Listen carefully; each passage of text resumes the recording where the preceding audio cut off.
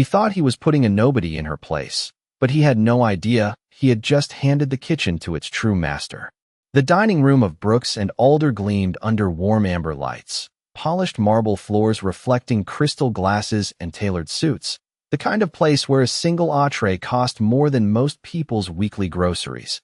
And at the center of it all stood Chef Daniel Brooks, a man whose reputation was as sharp as the knives he commanded, his voice cutting clean through the low hum of conversation as he laughed, not kindly, but with the kind of amusement that invites others to join in. And they did, because that's what people do around power.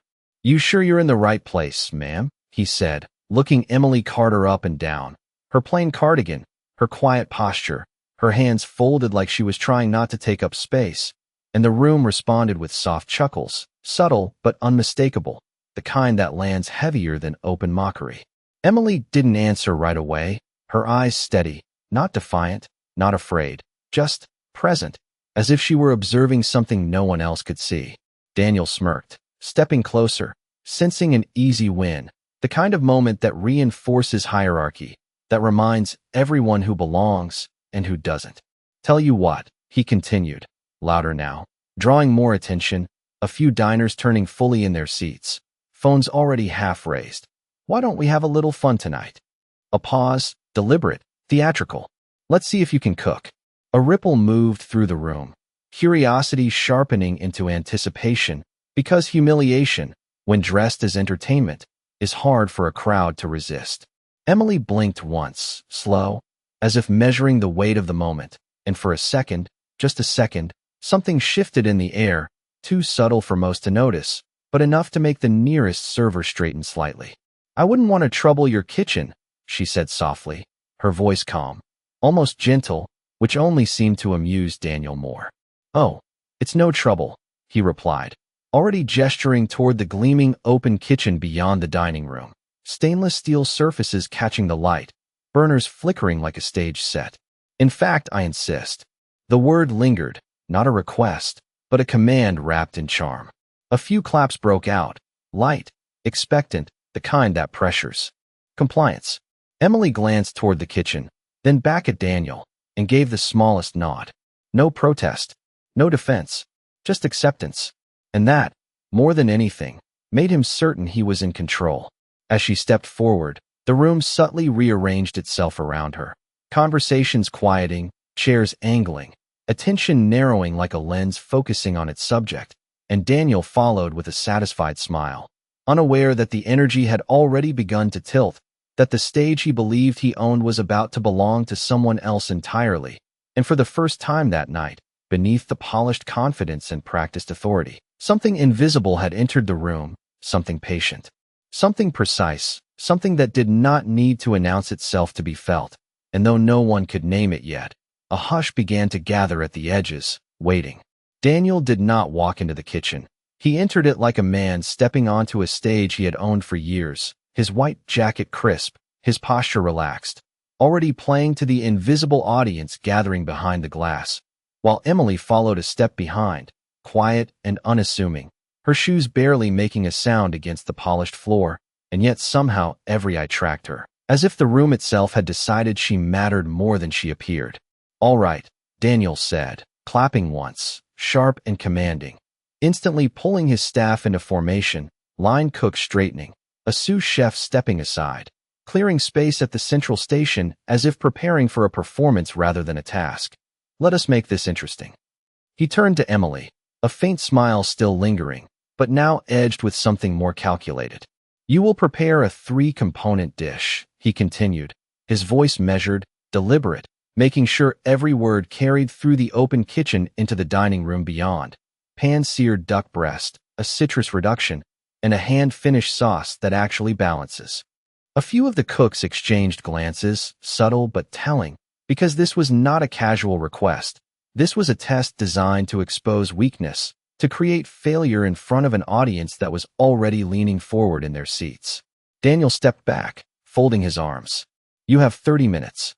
The timer on the wall clicked as if on cue, its red numbers beginning their slow, unforgiving countdown. For a moment, Emily did not move.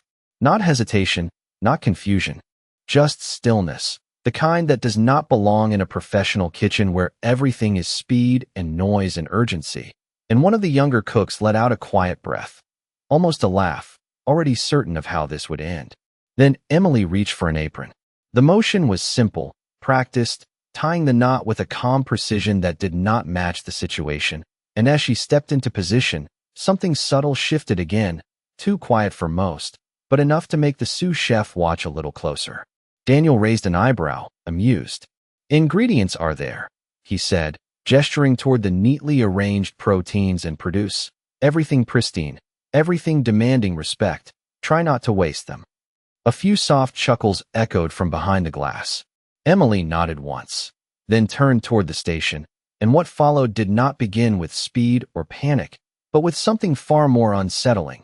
She paused, scanning the ingredients not like a beginner searching for direction, but like someone evaluating quality, her fingers brushing lightly over the duck, checking texture, her eyes moving to the citrus, selecting one piece with quiet certainty, and though no one said it out loud, the rhythm of the kitchen began to hesitate around her, as if waiting to see what she would do next. The timer continued its steady count, the low hum of burners flickering, metal lightly clinking. But beneath it all, a different kind of tension began to build, not loud, not obvious, but present, because the woman they expected to stumble had not taken a single wrong step, and Daniel, still confident, still composed, watched from a distance, unaware that the test he had designed was no longer under his control, and that the silence forming around her was not the calm before failure, but something else entirely, something that did not rush, did not explain, and did not need permission to take over. The first sound that broke the tension was not a mistake, but the clean, deliberate tap of a knife against the cutting board, precise and controlled, and it carried farther than it should have, cutting through the low murmur of the dining room and settling into the space like a quiet declaration that something had shifted. Emily did not rush.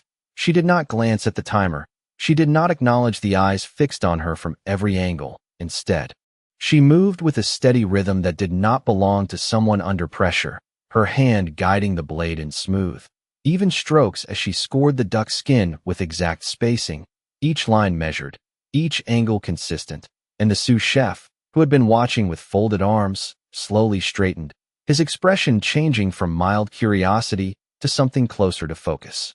A pan met the burner, the flame adjusting with a subtle turn of her wrist, not too high, not too low, and when the duck touched the surface, it did not sizzle chaotically.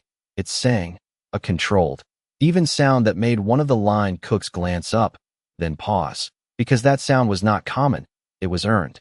Behind the glass, a few phones lowered, conversations softening into whispers as the spectacle they expected began to transform into something they did not fully understand. Daniel remained near the pass, arms still crossed, but his posture shifted just slightly, a fraction less relaxed, his eyes narrowing as he watched her hands rather than her clothes, because there was something there now that did not align with his assumptions. Emily reached for the citrus, not grabbing at random, but selecting, weighing it briefly in her palm before slicing it cleanly, extracting the juice with minimal waste, her movements economical, efficient, as if every action had been practiced 1,000 times in kitchens far more demanding than this one. The timer continued its steady countdown, red numbers slipping away, but she never looked up, never chased it, as if time was something she controlled rather than feared. A small spoon dipped into the reduction. She tasted, adjusted, not with hesitation, but with quiet certainty, a pinch here, a slight shift there, and the sous chef took an unconscious step closer, his earlier skepticism replaced by a growing awareness that he was witnessing something he could not easily explain. The duck was turned at the exact moment it needed to be, the skin rendered to a crisp that caught the light just enough to reveal its texture, and a hush began to spread through the kitchen, not commanded, not forced, but natural, because noise felt out of place in the presence of that kind of control. Daniel uncrossed his arms, slowly, almost imperceptibly, as if his body had made the decision before his mind caught up, and for the first time. There was no trace of amusement in his expression, only calculation, only the quiet, unwelcome question forming beneath the surface. Emily continued, unbothered, finishing each component with the same steady precision, never once seeking approval, never once performing for the crowd. And that was what unsettled them most, because she was not trying to prove anything. She was simply doing it. And as the final minutes ticked down, the room, once filled with expectation of failure, now leaned into a silence that felt heavier, sharper, as if everyone present understood, without saying it out loud, that they had misjudged something fundamental, and that whatever came next would not belong to the man who had set the challenge, but to the woman who had quietly taken control of it. The final minutes did not feel rushed, they felt inevitable, as if the outcome had already been decided somewhere beneath the surface, and the clock was merely catching up to it.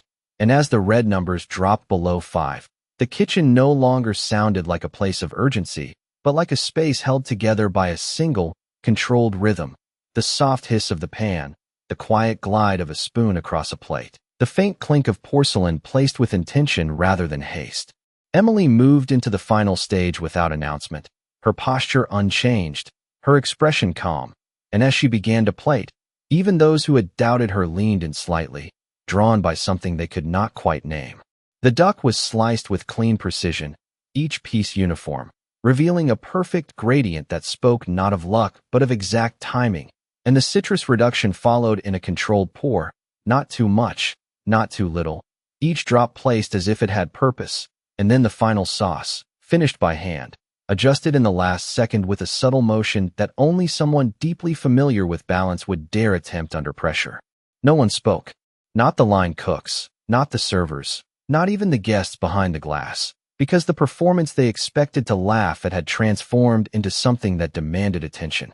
Daniel stepped closer now, not out of authority but out of need, his eyes scanning the plate, searching for flaws, for anything that would restore the narrative he had set in motion. But the longer he looked, the less he found. And, for the first time that evening, uncertainty settled into his expression, quiet but undeniable. Emily finished without flourish, placing the final element down with the same calm she had shown from the beginning. And then she stepped back, not presenting the dish, not seeking approval, simply allowing it to exist. The timer reached its final seconds, the soft beep echoing through the kitchen like a signal that something had concluded, and yet no one moved to speak, because the silence had grown too heavy to break casually. A server approached slowly, almost cautiously, lifting the plate as if it carried more than just food, and carried it toward the dining room, where the attention followed it in a wave, every eye tracking its movement.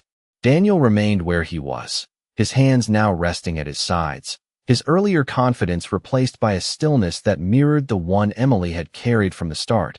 But unlike hers, his was not calm, it was searching. He glanced at her, just once, as if trying to reconcile the woman he had dismissed with the precision he had just witnessed, but she did not meet his gaze, her eyes resting somewhere beyond the room, steady, distant, as if this moment was not new to her, as if she had stood in rooms like this before and watched the same realization unfold. And as the plate disappeared into the dining room, the kitchen did not return to its noise. It remained suspended, caught between what had been assumed and what had just been proven. And in that space, the power Daniel believed he held began to feel less certain, less absolute, because control, once questioned, does not return the same way, and the room, though still silent, had already begun to shift away from him, one quiet realization at a time.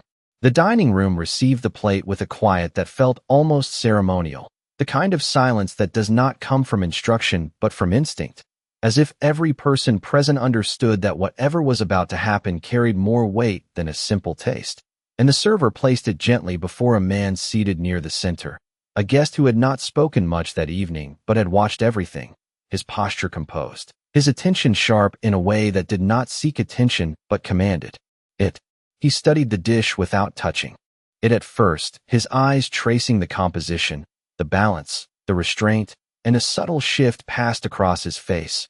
Not surprise, not yet, but recognition beginning to form beneath the surface.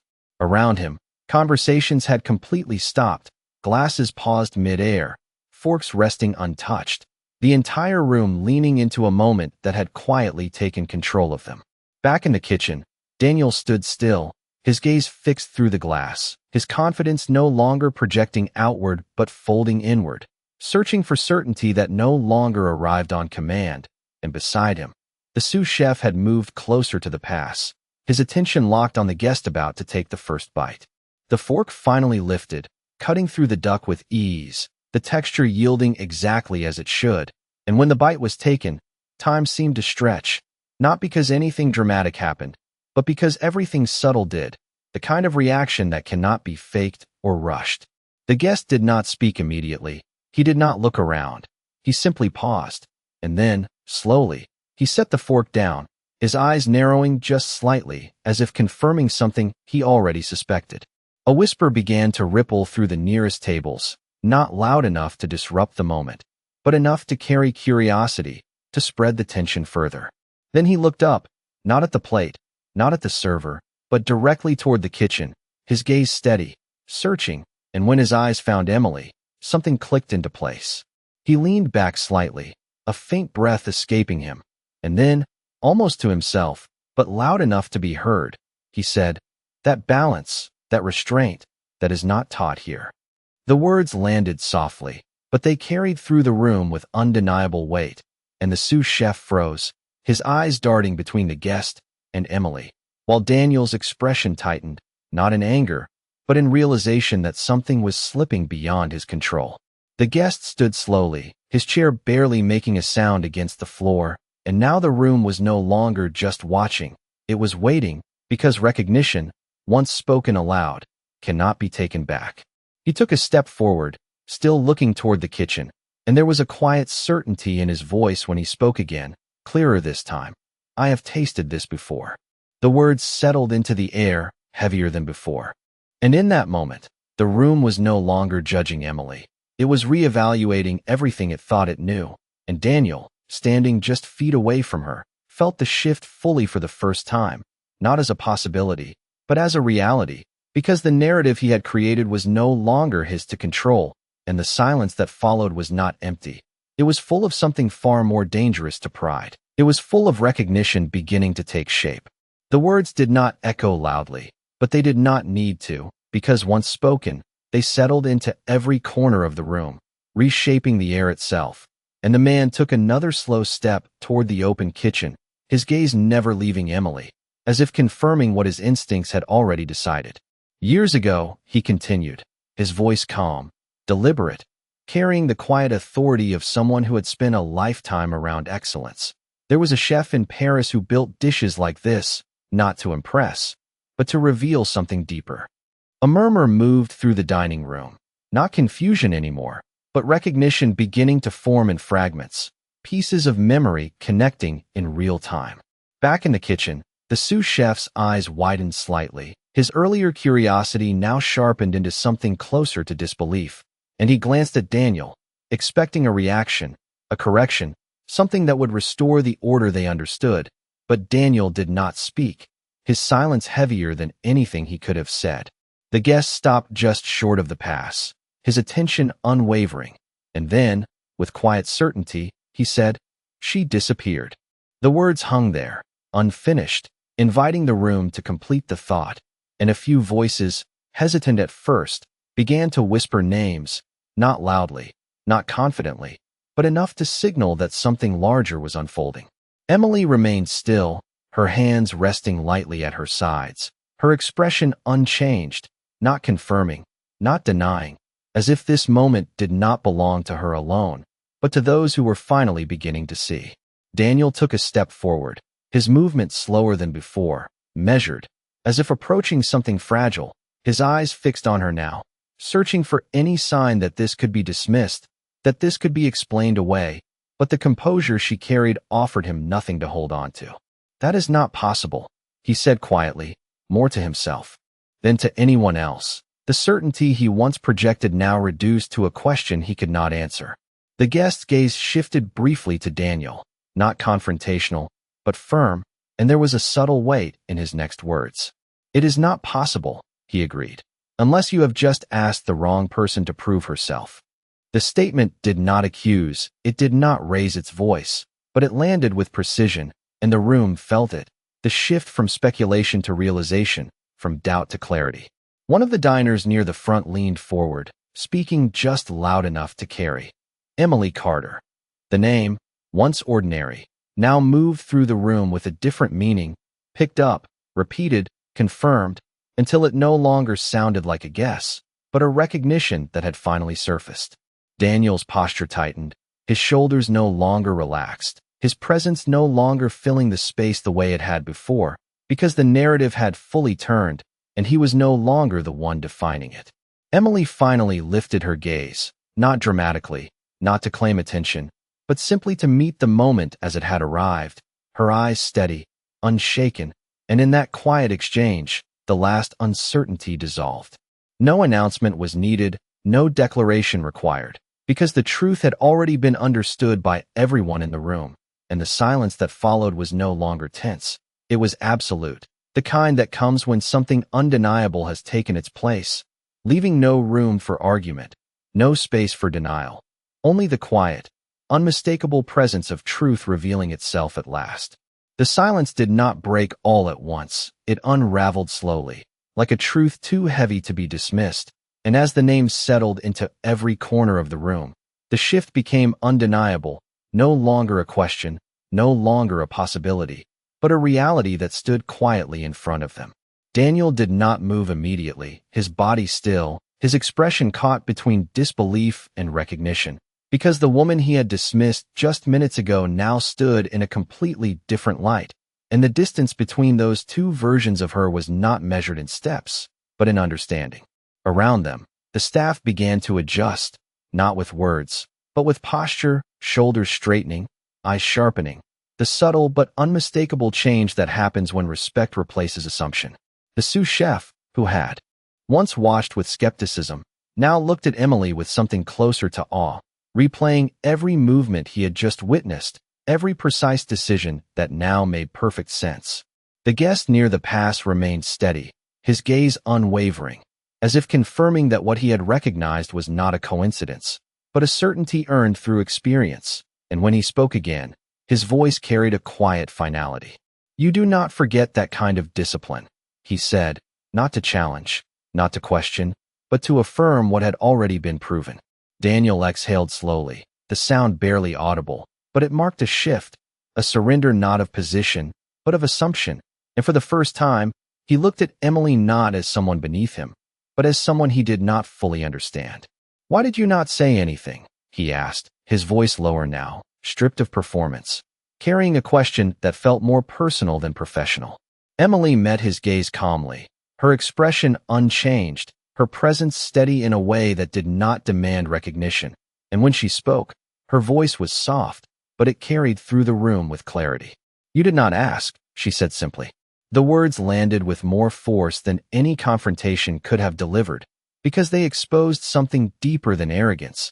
They revealed the assumption that had shaped the entire moment. A few diners exchanged glances, not amused anymore, but reflective, as if seeing the situation from a different angle now that the truth had surfaced. Daniel nodded slightly, almost unconsciously, the weight of her response settling in, and for a brief moment, the space between them was no longer defined by status, but by understanding. The kitchen, once filled with quiet tension, now held a different kind of stillness, one that acknowledged what had just happened without needing to explain it. And Emily, standing at the center of it all, did not change her posture, did not step forward, did not claim anything that had been revealed, because she did not need to. The recognition had already done its work, and as the room absorbed the shift, one realization became impossible to ignore. Respect had not been given to her, it had been uncovered, and in that moment, everyone present understood that what they had witnessed was not a performance, not a surprise, but the quiet return of something that had never truly left, only gone unseen until now. The room did not return to normal, because there was no version of normal that could exist after something like this, and instead, a quiet recalibration began to unfold, subtle but unmistakable, as if every person present was adjusting their understanding in real time, replacing assumption with awareness. Daniel took a slow breath, his gaze still on Emily, but no longer searching for flaws, no longer trying to regain control, because that moment had already passed, and he knew it. "I owe you an apology," he said finally, his voice steady, not loud, not performative, but grounded in something more difficult to offer, and the words landed differently than his earlier commands, because they were not meant to impress, they were meant to acknowledge. A few heads turned, surprised not by the apology itself, but by the way it was given, without defense, without explanation, just the quiet admission that something had been wrong. Emily listened, her posture unchanged, her expression calm, and for a moment, it seemed as if the entire room waited to see what she would do with that apology, whether she would accept it, reject it, or ignore it entirely. "There is nothing to apologize for," she said softly, her voice even, her tone neither dismissive nor indulgent, simply factual, and that response carried its own weight, because it removed the need for conflict entirely, leaving only understanding behind. Daniel nodded once, slowly, as if absorbing not just her words, but what they represented, and the space between them shifted again, no longer defined by tension, but by something quieter, something closer to respect. Around them, the staff began to move again, but not in the same way as before, their motions more deliberate, their voices lower, as if the kitchen itself had learned something it would not forget.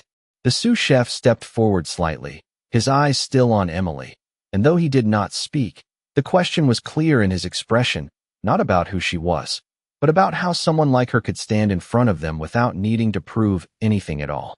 In the dining room, the guest who had recognized her returned to his seat, but the attention did not disperse. It lingered, quieter now, more thoughtful, as if the experience had shifted from spectacle to reflection.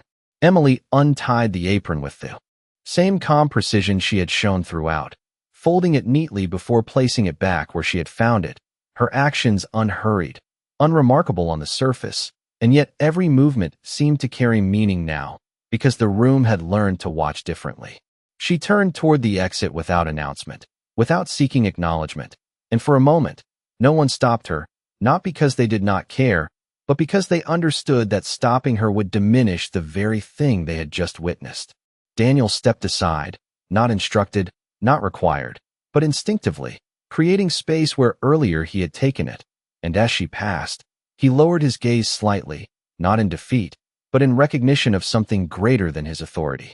The doors opened, the city lights beyond casting a soft glow across the threshold, and Emily stepped through without looking back, her presence leaving the room not with noise, but with a quiet absence that felt just as powerful as her arrival. And as the door closed behind her, the restaurant remained still for a moment longer, not because there was nothing to say, but because everything that mattered had already been understood, and no one in that room would ever see a quiet woman the same way again.